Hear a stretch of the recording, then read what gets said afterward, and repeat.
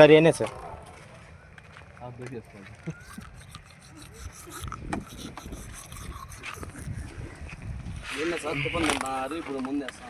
అవును సార్ పక్కన బీర్ కూడా పెట్టుకున్నాడు సార్ చూడండి ఏం పేరు నా ముందు ఎంత ఇది 160 టిఫన్ ఎంత అయింది బ్రాండ్ దానివల్ల గురించి ఏం ఉపయోగం పడుతుంది చెప్పండి అదే కడుపు ఏం లాభం లాభం ఎందుకు తాగుతారు అలవాటు అండి ఎవరు నేర్పిస్తాను మీకు చూపించి చూపించి మీ పేరు